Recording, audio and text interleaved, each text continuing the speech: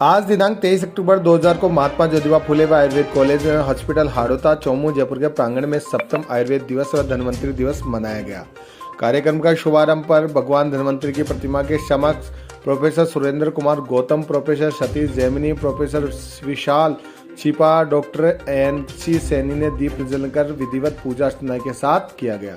इस अवसर पर आयुर्वेद में मेरे जीवन पर व्याख्यान माला का आयोजन रखा गया। डॉक्टर दिनेश चंद्र चौहान ने बताया कि आयुर्वेद दिवस के उपलक्ष्य पर भारत सरकार आयुष मंत्रालय के निर्देशानुसार 12 सितंबर 2022 से महाविद्यालय चिकित्सकों द्वारा क्षेत्र के गांव-गांव, ढाणी-ढाणी में जाकर जन जागरूकता अभियान के तहत आयुर्वेद के प्रति आमजन को जागरूक किया जा रहा है तथा दैनिक दिनचर्या में आयुर्वेद के महत्व के बारे में बताया जा रहा है। व्याख्यान माला में professor Surendra Kumar Gautam, professor Satish Jaimini, professor Vishal Chhipa, निदेशक doctor NC Saini, doctor Kunj Bihari, doctor Dinesh Chauhan, doctor Prashant एवं अन्य स्टाफ ने आयुर्वेद दिवस पर व्याख्यान प्रस्तुत किया। प्रोफेसर सतीश जैमिनी ने अपने व्याख्यान में बताया कि कैसे आयुर्वेद को अपने जीवन में अपनाने से जीवन को और बेहतर बनाया जा सकता है और अपने जीवन में आयुर्वेद को अपनाकर किस प्रकार निरोगी और स्वस्थ रहे जा सकता है। डॉक्टर NC सैनी ने इस अवसर पर धन्वंतरि दिवस पर प्रकाश डालते हुए कि धन्वंतरि के अवतरण दिवस के रूप में धनतेरस को उत्सव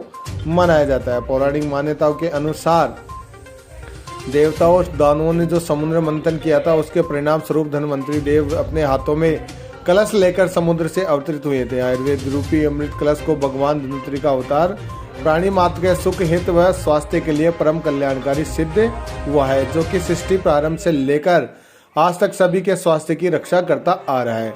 प्रोफेसर सुरेंद्र कुमार गौतम ने बताया कि 7वां आयुर्वेद दिवस की इस वर्ष की थीम आयुर्वेद मेरे जीवन रखी है, जिसका उद्देश्य आमजन तक उचित आहार के बारे में जागरूक करना है। आयुर्वेद रोग विज्ञान के साथ साथ जीवन का विज्ञान भी है, क्योंकि आयुर्वेद का मूल सिद्धांत स्वस्थ व्यक्ति के स्वास्थ्य की रक्षा करना तथा रोगी व्यक्ति को रोग को दूर कर उसे आरोग्य प्रदान करना है। डॉक्टर कुंज बिहारी सैनी ने बताया कि पुराणिक ग्रंथों तथा आयुर्वेद ग्रंथों में प्राप्त धन्वंतरि के विभिन्न नामों हैं। धन्वंतरि दिवस के महत्व पर प्रकाश डालते हुए बताया कि संपूर्ण राष्ट्र में वर्ष 2016 से धन्वंतरि दिवस को राष्ट्रीय के आयुर्वेद दिवस के रूप में मनाया जा रहा है। आइए सुनते हैं प्रोफेसर सतीश जैमिनी की जुबानी।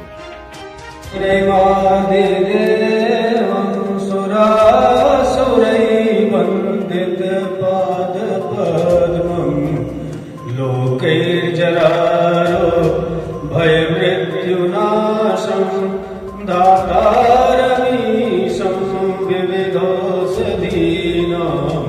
संयोगवातावनिवारिवल्लिं पञ्चप्रपञ्चात्मकदेहभाजं सन्तापसम्पात जराज्वरान्तकं नमामि धन्वन्तरिमादिदेवं नवीनलीलामुदकान्तिकान्तं शान्तं हरे द्वादशमाख्यमूर्तिं पूर्तिं शतानां सुमनोरथानां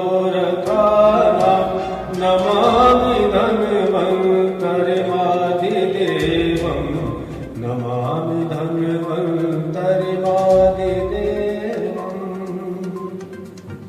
धन्वंतरि त्रयोदशी के उपलक्ष्य में हम सब हमारे एमजेएफ आयुर्वेद महाविद्यालय के प्रांगण में हमारे इष्ट, हमारे आयुर्वेद के प्रणेता, हमारे मालिक जिनकी प्रेरणा से हम सब अपना स्वास्थ्य या अपना जीवन सुरक्षित कर सकते हैं, उन श्री धन्वंतरि भगवान के चरणों में प्रणाम करते हैं और यथाशक्ति जो हमसे बन पाया वो हमने भगवान को हमारी श्रद्धा स्वरूप सुमन अर्पण किए।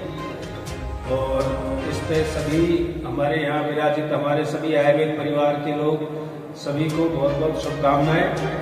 धन्वंतरि जी महाराज ने आयुर्वेद आज के दिन समुद्र मंथन, जब राक्षस और देवताओं का जो संग्राम हुआ उसमें समुद्र मंथन किया गया। समुद्र मंथन से जो 14 रत्न निकले उनमें भगवान धन्वंतरि स्वयं नारायण के रूप में भगवान ईश्वर का, जिसको हम राम कृष्ण बुद्ध जो भी मानते हैं, उन्हीं के एक अवतार के रूप में धन्वंतरि जी का भी अवतार आज के दिन हुआ।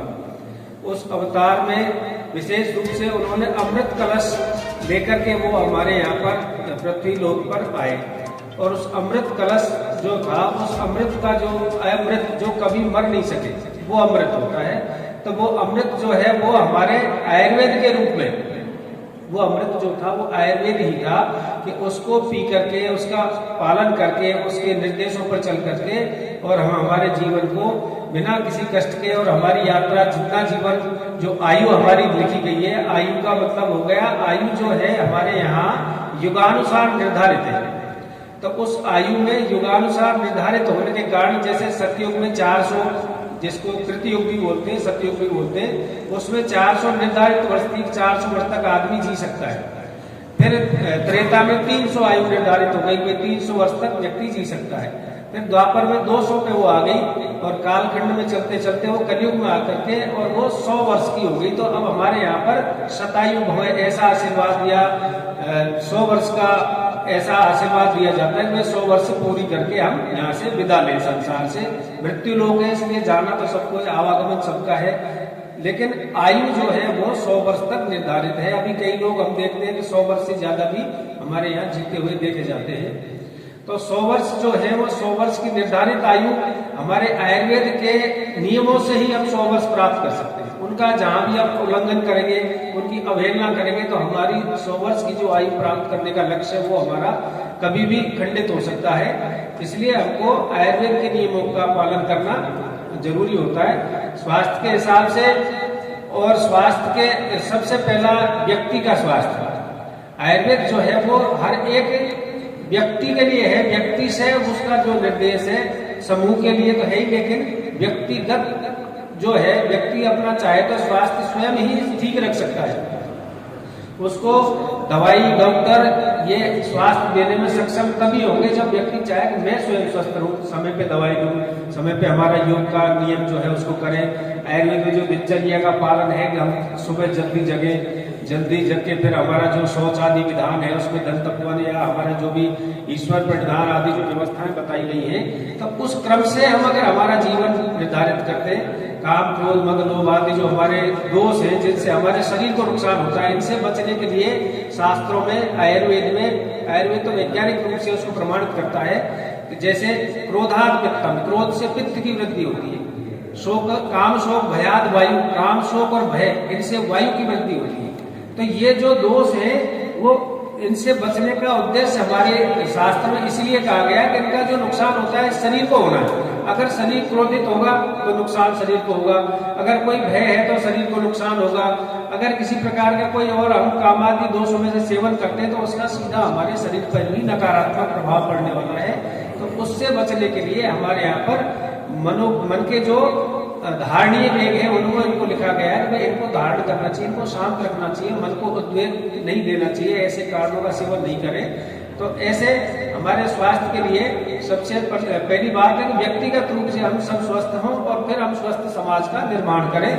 ये हमारी सबसे आज आयुर्वेद के व्यक्ति होने के नाते हमारी ज्यादा बड़ी एक ड्यूटी है, हमारा कर्तव्य है कि हम स्वयं स्वस्थ रह करके और समाज को स्वस्थ करें। तो ये आयुर्वेद में सबसे है कि पर्सनलाइज जो हाइजीन है हमारा, उसको हम दिन प्रतिदिन लोगों को ज्यादा से ज्यादा बताएं और हमारे स्वास्थ्य का, हमारे हर व्यक्ति पे, स्वस्थ व्यक्ति पे ज्यादातर हमको विश्वास होता है कि किसी भी कार्य को करने में वो सक्षम हो सकता है।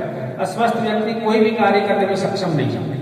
इसलिए हमको स्वास्थ्य पर विशेष जोर देना चाहिए। हमारी माता बहनों को हमको इसके लिए घर में, परिवार में हमारी जो रूटीन का जो भोजन है, खान पान है, उसमें सब में हमको इन सब चीजों को ध्यान रखते हुए और हमारे स्वास्थ्य का पालन करें। और हमारी तरफ से हमारे मैनेजमेंट परिवार के पधारे हुए सभी सदस्यों का बहुत बहुत स्वागत, अभिनंदन। और आयुर्वेद कॉलेज के सभी हमारे जो फैकल्टी के मेंबर्स हैं उनकी तरफ से हमारे मैनेजमेंट को बहुत बहुत दीपावली की शुभकामनाएं हमारी तरफ से। धन्यवाद। और दूसरे की हम चिकित्सकों के माध्यम से ये व्यवस्था समाज को हम देते हैं और ये फिर से एक बार